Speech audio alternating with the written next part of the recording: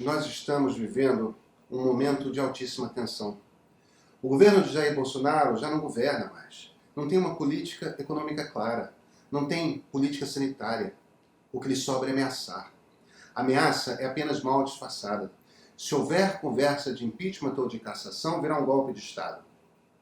Enquanto isso, a oposição ao seu autoritarismo começa a se organizar de duas formas distintas.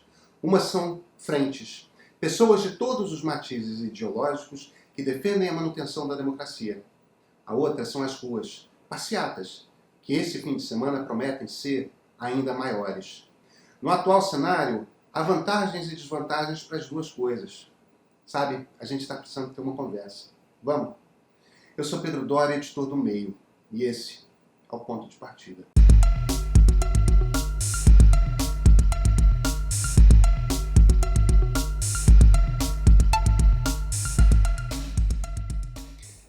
Desde que a população chilena foi às ruas pedindo reformas no ano passado, Jair Bolsonaro vem fazendo suas ameaças veladas. Em essência, o que ele sugere é que se houver algum tipo de violência, ele partirá para a garantia da lei e da ordem. Vai botar o exército nas ruas, talvez pedir estado de sítio. No limite, acena com uma interpretação do artigo 142 da Constituição Federal. E esse é um pedaço importante, tá? Mas a gente já chega nele. O que Bolsonaro deseja é fazer o que ele não conseguiu ainda, que é atrair o exército para garantir o seu poder. Quanto mais comprometido com repressão popular o exército estiver, mais próximos estaremos de um golpe militar.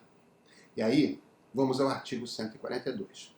O que ele diz é o seguinte: as Forças Armadas são instituições nacionais e permanentes, regulares, sob a autoridade do Presidente da República e destinam-se à defesa da pátria, à garantia dos poderes constitucionais e, por iniciativa de qualquer destes, da lei e da ordem.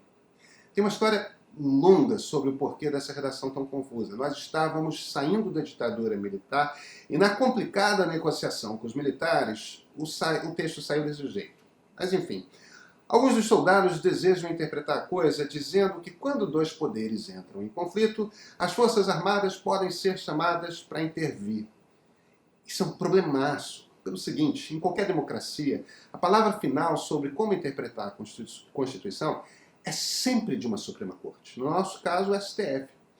O que Bolsonaro e os generais do Planalto têm dito muito é que quando não gostam de certas decisões do Supremo, o tribunal estaria interferindo no Poder Executivo.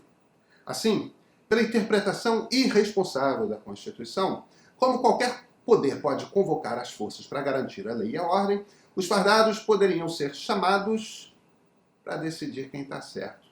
Por que é uma interpretação irresponsável? É muito simples. Porque em nenhuma democracia o exército decide quem está certo. Em nenhuma democracia militares decidem como que se interpreta a Constituição. Isso não existe.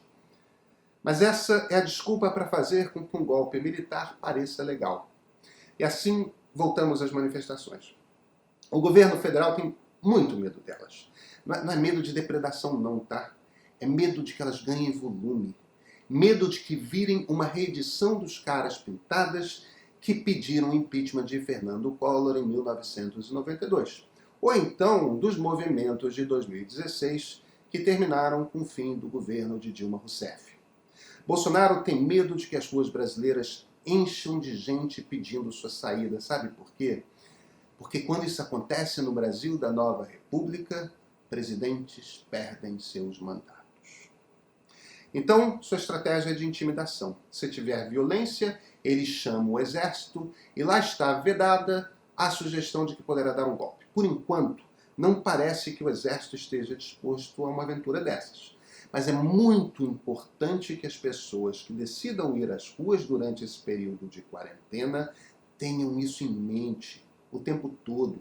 Não pode reagir à provocação de polícia.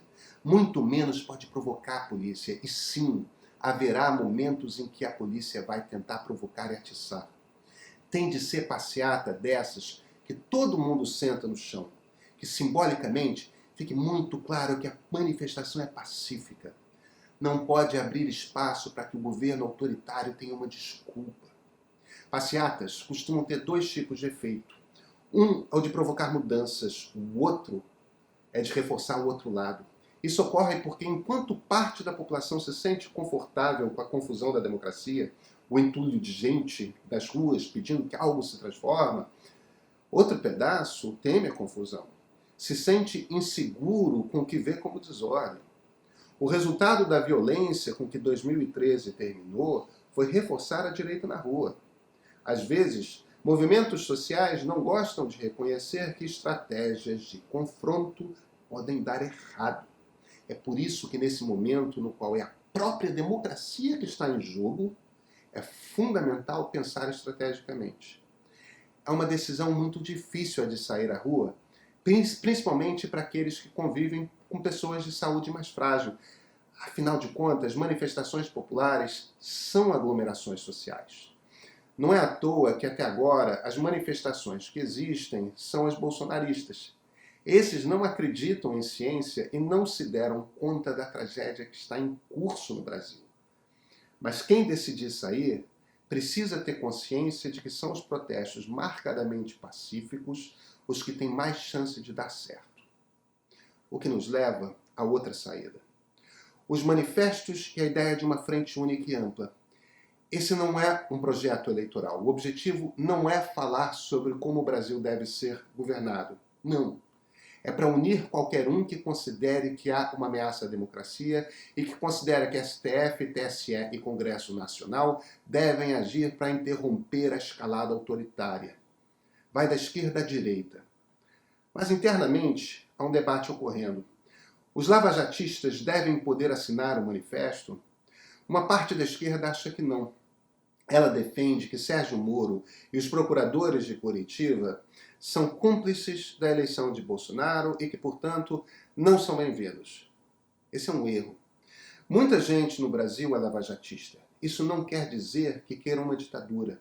Sim, a animosidade, a raiva, o ódio, o ressentimento existem dos dois lados. Parte da esquerda, ela considera que eles fazem parte de um golpe que derrubou Dilma Rousseff. Uma parte da direita considera que a corrupção petista é a responsável por ter afundado o Brasil. Só que não é hora de ter essa conversa. Nós precisamos deixar ela para imediatamente depois. Em parte, precisamos nos reabituar ao Brasil, porque há uma direita brasileira agora. Direita de verdade. Como parte da esquerda passou tantos anos chamando os tucanos de direita, ela esqueceu o que é a direita de verdade. Isso não quer dizer que a direita precise ser bolsonarista. Não precisa ser antidemocrática. Em sua maioria não é.